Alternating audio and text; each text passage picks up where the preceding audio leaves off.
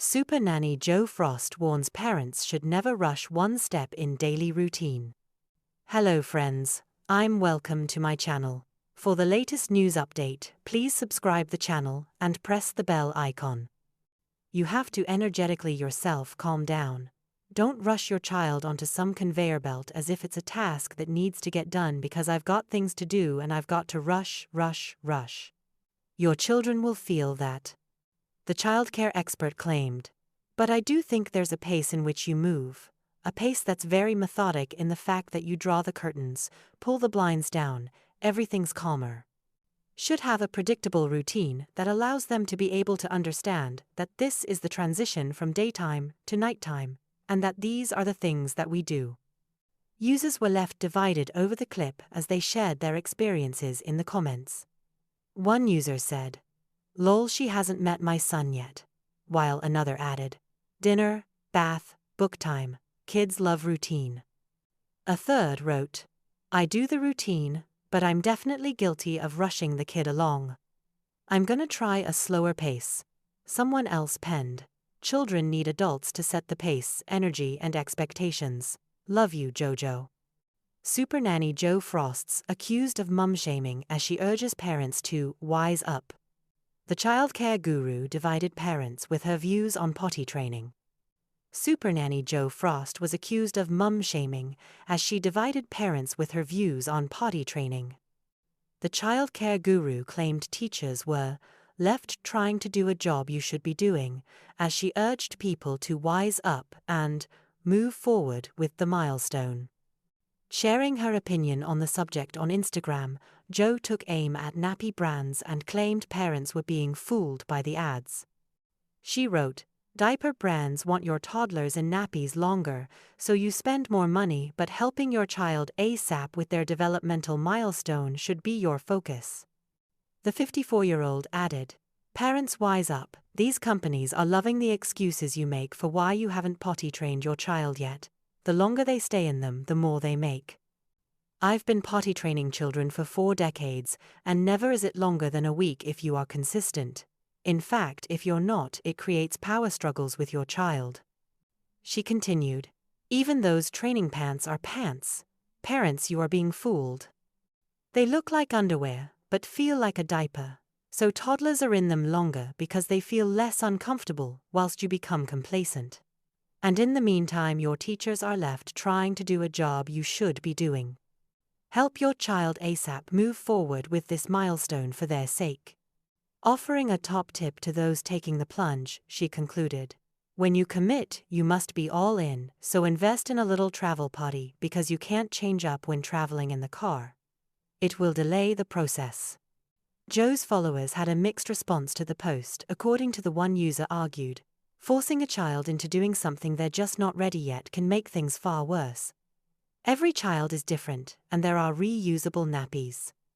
A second accused Jo of mum-bashing and added, "Stop mum-shaming. Every child is different. Every parent parents differently. All cultures are different. Yes, there are milestones that are usually met by the average child by a certain age bracket, but there are many reasons for differences. I'm all for raising awareness, but this is written rather condescendingly." Supernanny warns parents to clamp down on one habit that creates entitled kids. Supernanny Jo Frost has shared her advice for parents who may be unwittingly making their own children act entitled. Here's everything you need to know. We live in a time where social media is everywhere. Even adults find it hard to put their phones down, spending hours scrolling through videos and posts. But it's children who are increasingly getting hooked on screens. Also known as Supernanny, on how to manage social media use at home. Jo recently shared tips on recognizing tech addiction in children, and says failing to do so can make kids turn. Listed 10 activities children struggle to do without relying on their phones or tablets. So see how many impact your own family. Traveling. Can't sit in a car, on a plane, experience boredom without needing to be occupied with social media. Queuing. Can't wait their turn without complaining, entitled behavior. Needs your cell phone to be pacified. Life experiences. Missing out because social media becomes the biggest distraction. Socializing, can't interact face to face with peers, they feel awkward. Can't just be in the moment. Everything they do, they think is relevant to billions of others needing to see. Bystander effect, this urgency to be the honest to capture, would rather film it than go help, assist. Defined by likes, mood swings, behavior drama, changes, pacified when you provide the cell phone or iPad. Sleeping problems, phone must be with them at all times, a checking obsession. Eating, has to have the phone on the table, or keep checking when eating. Jo also encouraged parents to set an example to their little ones, saying, "Maybe you, as the adult, also have addictive behaviors. It's easy to overlook your own habits while enabling your kids.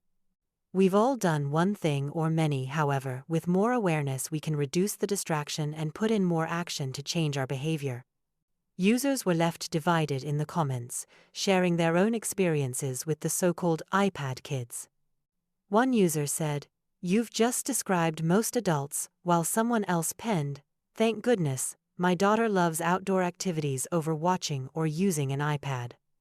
Supernanny Jo Frost hits out at back-to-school parenting mistake over lifts.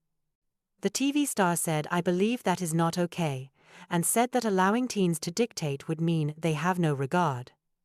Supernanny Jo Frost has hit out at parents who drive their kids to school, saying being soft won't help the youngsters. With children going back after the summer holidays this week, the nanny, who is known for assisting struggling families with difficult kids, said that it just helps them being lazy. In an outspoken post on Instagram, she said mums and dads need to be prepared to make the tough call.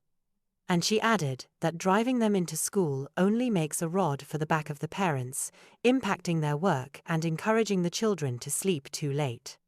She said, "Tough love is not a parenting style, it is a teachable moment. Most parents have made that call at one point parenting. Many on social media professionals villainize parents who have done so, and I believe that is not okay." The outspoken expert said it would lead to the teenagers having no regard for the impact and explained, "Think about it, you've offered to take your teen to school this term as it is quicker than the bus. On your way to work, they get up late, every day. Now you are late, every day. You tell them please time keep, or you will have to get the bus next time, because it's costing me my work." They have no regard and get up late again. So next day you say no can do buddy, and they get the bus moaning. That's tough love. The advice struck a chord with one fan saying, "The natural consequences of their decisions. This is what they will face in the real world, and our job is to prepare them for the real world. Respect for others is paramount." One mum added, "I didn't think my parenting style was tough anything, as I'm very soft with my daughter a lot of the time. But when it comes to stuff like the example, I would have done exactly the same. Well, I probably would have given her one more day. So I'm tougher than I though. I find that really interesting." According to the parenting expert though, there are plenty of reasons to steer clear, and there will be clear signs if your child's tech usage has gone too far. Maybe you, the adult, have addictive behavioral challenges too, she said. It is easy to bypass yourself and enable your children. We've all done one thing or many, however, with more awareness we can reduce the distraction and put in more action to change our behavior. Worried you might be defaulting to devices more than you should have? Noticing some concerning habits but not sure if they're down to screens? Wondering whether you should? It in a car, on a plane, experience boredom, without needing to be occupied with social media.